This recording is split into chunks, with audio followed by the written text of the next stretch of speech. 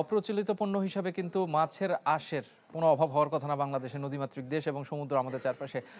নতুন এই সম্ভাবনার জায়গাটুকুকে আপনারা কিভাবে দেখতে পাচ্ছেন, মূল্যায়ন কিভাবে করছেন?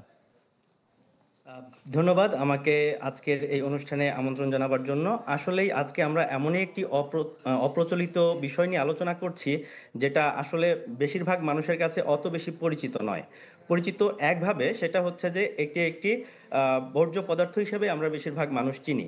কিন্তু এখন বর্তমান বিশ্বে বর্জ্যকে সম্পদে পরিণত করার যে একটা প্রবণতা তৈরি হয়েছে, সেখান থেকে আমরা কিন্তু এই যে যে খাত, এই যে মাছের আঁশ, আঁশ বলতে আমরা সাধারণত যেটা বুঝি মাছের যে স্কিনের উপরের অংশটুকু, সেটাকে কিন্তু আমরা একটা সম্ভাবনাময় একটি বৈদেশিক মুদ্রা অর্জনকারী একটি খাত হিসাবেই দেখতে পারি।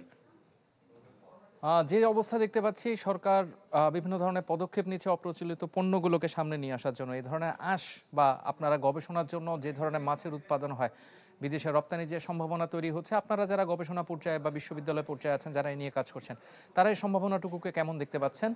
মানুষের কাছে আপনারা কি মেসেজ পাঠাতে পারছেন? আমরা আসলে বর্তমানে শুধু বাংলাদেশ নয়, আমি বিশ্বের বিভিন্ন দেশেও যেখানে গিয়েছি, আমি দেখেছি তারা মাছের যে আঁশ, এটি নিয়ে তারা গবেষণা করছে। বাংলাদেশ আসলে সাম্প্রতিক সময়গুলোতে মাছের আঁশ নিয়ে যে গবেষণা, এটি নতুন একটি রূপ পেয়েছে এবং অনেক জায়গাতেই, অনেক বিশ্ববিদ্যালয় বিশেষ করে গবেষণা প্রতিষ্ঠানে এই মাছ নিয়ে গবেষণা হচ্ছে। কারণ আমরা যেমনটি দেখছিলাম আমাদের রিপোর্টে, শুধুমাত্র খুলনা অঞ্চলেই যে পরিমাণ মৎস্য আহরণ করা হয়, কারণ একটি একটি উপকূলীয় ডিস্ট্রিক্ট এবং এখানে সমুদ্র সম্পদ থেকে যে পরিমাণ মাছ আমরা পাই, সেখানে একটি অপ্রচলিত পণ্য হিসাবে কিন্তু মাছের যে আঁশ, সেটার একটি ব্যাপক চাহিদা রয়েছে।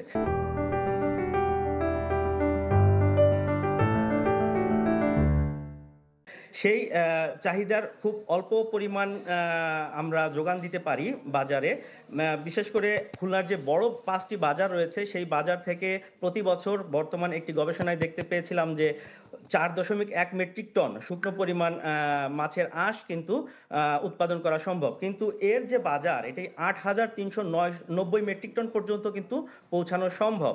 বিশেষ করে আন্তর্জাতিক যে বাজার রয়েছে, সেই বাজারে কিন্তু এই মাছের যে আঁশের একটি গুরুত্ব রয়েছে। কারণ এখান থেকে গবেষকরা উৎপাদন করেছেন কোলাজেন, যে কোলাজেন দিয়ে তৈরি হয় স্কিন কেয়ার পণ্য, ঔষধের ড্রেসিং, সাপ্লিমেন্ট। এছাড়াও তৈরি হয় হাইড্রোক্সি অ্যাপাটাইট, যেটা আসলে হাড়ের চিকিৎসা বা দাঁতের চিকিৎসার জন্য ব্যবহৃত হয়।